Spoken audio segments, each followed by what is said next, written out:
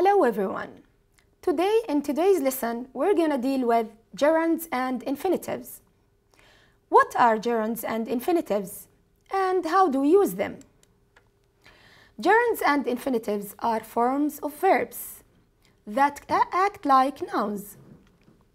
They can follow adjectives and other verbs.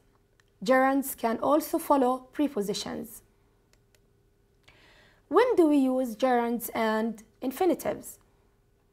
It is often difficult to know when to use a gerund and when to use an infinitive. Gerunds are often used when actions are real, concrete, or completed. For example, I stopped smoking. The smoking was a fact and happened until I stopped. Infinitives are often used when actions are unreal, abstract, or future. For example, I stopped to smoke. I was doing something else and I stopped. The smoking had not happened yet. Okay, the form of gerunds. Gerunds are formed with ing ending. Examples: walking, talking, thinking, listening. Infinitives are formed with to. Examples: to walk, to talk, to think, and to listen. When a verb follows a verb, it either takes the gerund or infinitive form. Some verbs can take either the gerund or the infinitive with no loss of meaning. For example, with the verb start, it started to rain, or it started raining. Both sentences have the same meaning. So here we use the verb start, but it didn't affect the meaning. We used to rain and raining, and both sentences give the same meaning, and they were both correct. Gerund and infinitives can do several jobs. Both gerunds and infinitives can be the subject of a sentence. Example: writing in English is difficult. We could also say, to write in English is difficult. So here we could use the gerund or infinitive, and both have the same meaning. Both gerunds and infinitives can be the object of a sentence. Example: I like writing in English. I like to write in English. But we should keep in mind that only gerunds can be the object of a preposition.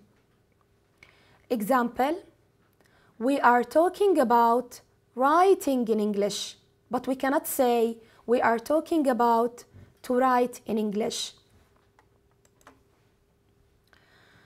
Sometimes the use of the gerund or infinitive changes the meaning of the sentence. For example, with the verb remember, I remembered to do my homework, or I remembered doing my homework. In the first sentence, which is I remembered to do my homework, the person speaking remembered they had some homework first and then carried out the action and did it. In the second sentence, I remembered doing my homework, the person speaking carried out the action, their homework, first and then remembered doing it.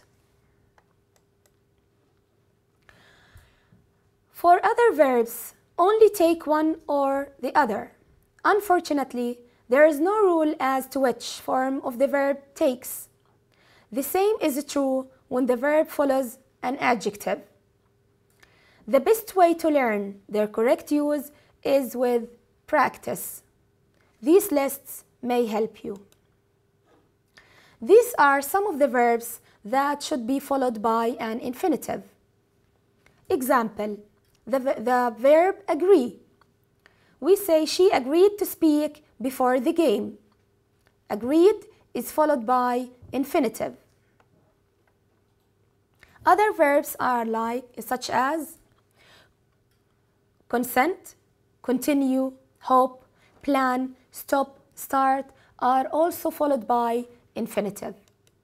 We have so many verbs that are followed by an object and infinitive, such as advise, allow, ask, beg, bring, build, buy, challenge, choose, command, dare, direct, encourage, expect, forbid, force, etc. Some verbs are followed by a gerund. Example, they enjoyed working on the boat. Here the verb enjoyed is followed by a gerund, which is working. Here are a list of some verbs that are followed by a gerund.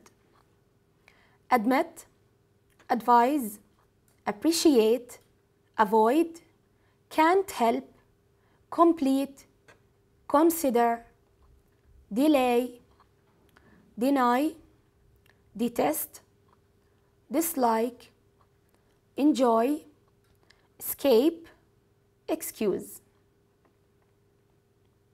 We have also some other verbs mentioned on the list. Some verbs could be followed by a preposition and a gerund. Example, we concentrated on doing well. Here, the verb concentrated is followed by a preposition, which is on, and a gerund, which is doing. Some verbs that are followed by preposition and a gerund are admit to, approve of, argue about, believe in, care about, complain about, concentrate on, confess to, depend on, disapprove of, discourage from, dream about, feel like, forget about, insist on, object to. Here are some exercises about using the infinitive and gerund. Gerund used as a subject. Complete the sentences with the gerund form of the verb in parentheses. Cooking is one of her hobbies. Cycling is fun. Driving becomes more and more expensive. No smoking in this area.